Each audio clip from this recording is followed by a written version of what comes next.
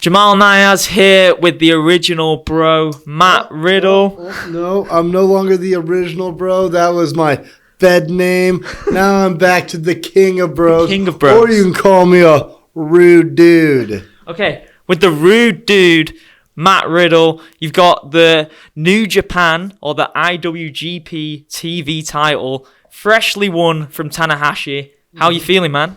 I mean, I feel good. It was not only did I win off Tanahashi's son, but he's also the president of New Japan, and it was my first time in Japan. Granted, I went to Tokyo, then Sapporo, that's where the shows was, and I guess Sapporo was really cold, like Siberia cold. So it was like 4 feet of snow. It was snowing the whole time. I didn't wear my flip-flops there. You know, I actually had to wear shoes, but great experience, great time, and I came home with the television championship. So. Who's on your hit list in Japan now then? I know that Zack Sabre Jr. might want a piece of you. Who else? You've got the likes of Shingo, Suzuki. Suzuki had an MMA background as well.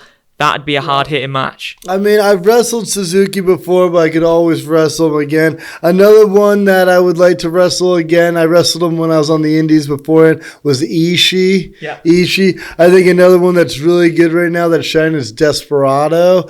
I mean, there's another one, Yuya, who's really good. He's one of the younger up-and-coming guys, but extremely athletic, and I've rolled with him in jiu-jitsu and MMA, and he's talented, so I know he can go. So I think there's a lot of people on the roster. And of course, like people always like mention names that have been around longer, but one thing I'm starting to notice, especially like this another run on the indies, is I kind of like wrestling the up-and-comers, like the guys that have something to prove or feel like they have something to prove, because then they want to go in. And if you're somebody like me, I really don't have anything to prove, I guess. I've wrestled WrestleManias and done it all. I mean, I didn't win the Universal Championship. Roman beat me, but I've come pretty close, right? But at the end of the day, I always like to go hard. So I like the up-and-coming kind of guys, and because they got something to prove, and I don't mind having them prove it with me, you know?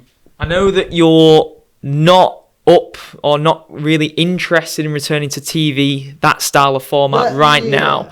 But AEW, that roster is so stacked. And obviously we have TNA, Nick Nemeth is here. He's one of the stars of TNA right now. I know he's not officially signed with them. He's a bit of a free agent. But there's even opportunities to appear in TNA, and I'd like to see you in AEW at some point, man. Yeah, I mean, I would like to see myself in AEW or TNA. And I've talked to TNA, and everything looks good there. It's just that my schedule is very packed. I got 4 kids. If somebody offers me a date, is going to pay my rate, I'm going to show up and first come, first serve, you know. But you know, right now I'm kind of focusing more on MLW and New Japan. Those are the guys that showed up first at my door, wanted to help me out, and, you know, believe in me. So I'm kind of giving them the ball first. But, you know, TNA, AEW, there's always a possibility. But like we said earlier, with wrestling on TV, especially live TV, it's you know, I don't know if you can swear on this, but it's a poop storm. It's a poop storm. And when you do live TV at any capacity, especially pro wrestling, it's a mess. It really is, unless you are very well organized and perfect at it. And even WWE, even AEW, nobody is. And things happen, things change. And I think I just wanted to break from that, and not only a break from that, but the travel schedule. You know, WWE schedule, and like I said, won't say a bad thing about them. They're great. They paid me. They treated me great.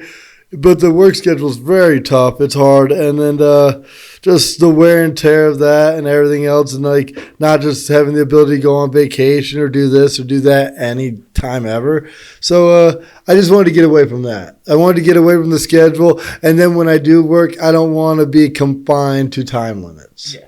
I mean, you have a perfect loophole by holding that title, because you wouldn't have to appear every week, but AEW have a little event called Forbidden Door where you could turn up, defend it, and leave? You know, people keep saying this forbidden door. I mean, I was in the bubble in WWE, I guess, so I don't know what a forbidden door. Well, I do. It's like it's a door you don't go in, right? It's forbidden. Literally, yeah. But I feel like people keep telling me to go through forbidden doors, and I feel like, guys, I've done this before. I get in trouble. But no, forbidden door, maybe. You know, I don't know. I mean, it's a great idea. I think it's anything's possible, but at the same time, I'm not in a rush. I feel like a lot of people are in a rush.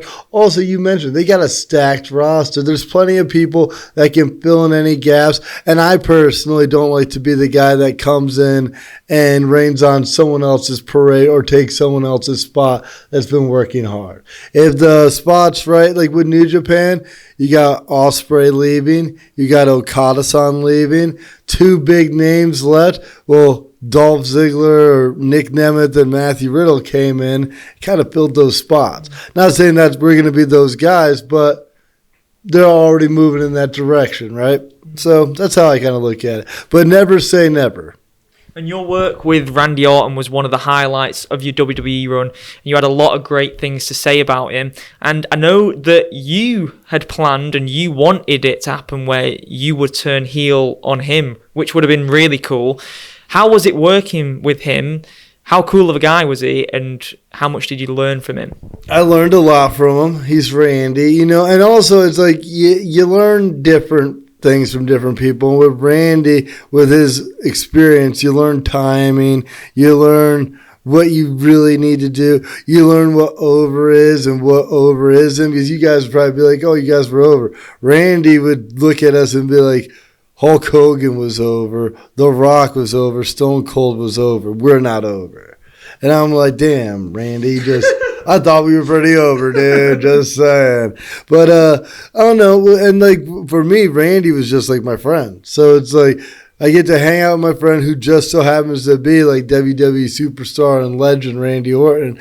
And I feel like we have a lot of common things, a lot of common interests. We both have families. We both have a lot of things in common, and it brought us together. And the more we worked together, the more we came together.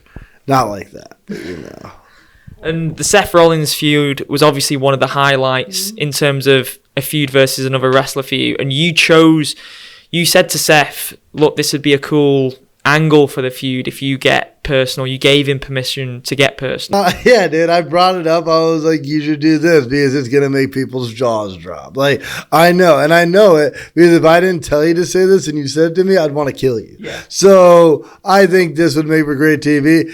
Triple H didn't argue it. Seth didn't argue it. And they let me drop an F-bomb.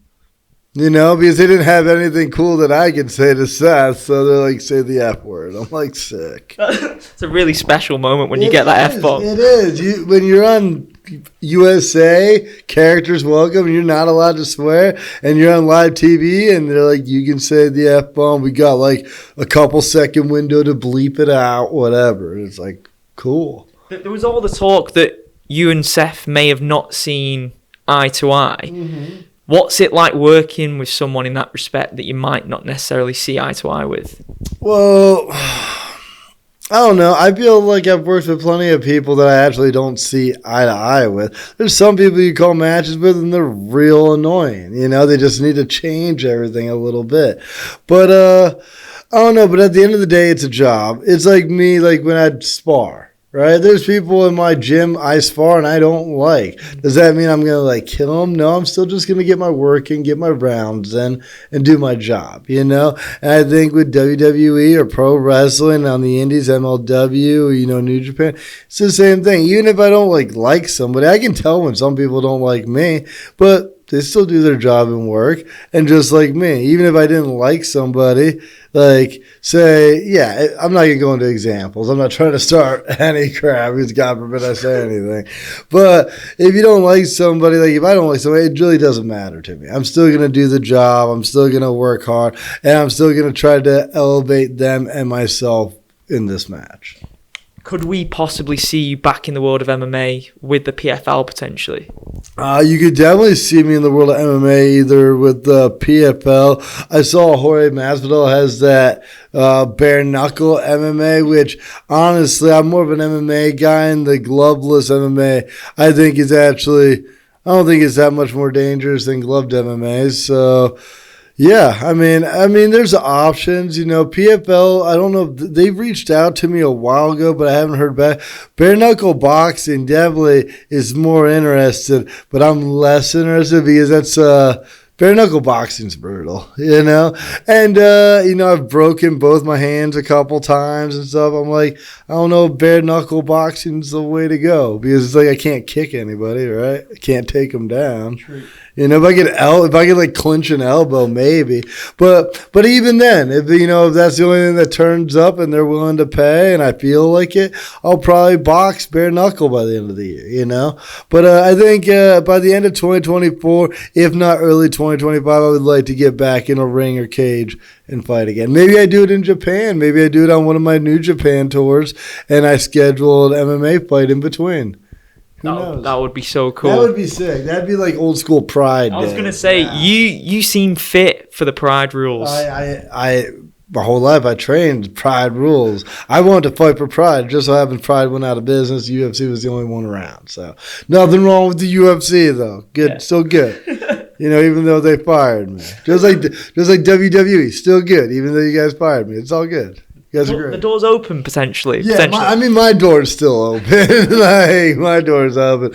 I don't think theirs are, but their door's open, shut all the time. How many times have you seen people get fired? Same thing with the UFC.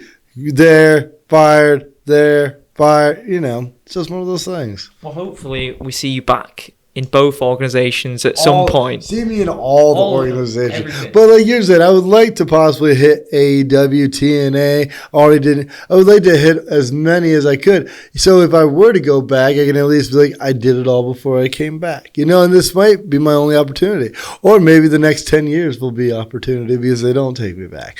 Either way. Well, you versus Daniel Bryan, just going all out. Mat wrestling would be sick, wouldn't it, in AEW? It would be sick. It would be very good anywhere that match happened. Be it AEW, MLWs, New Japan's, wherever.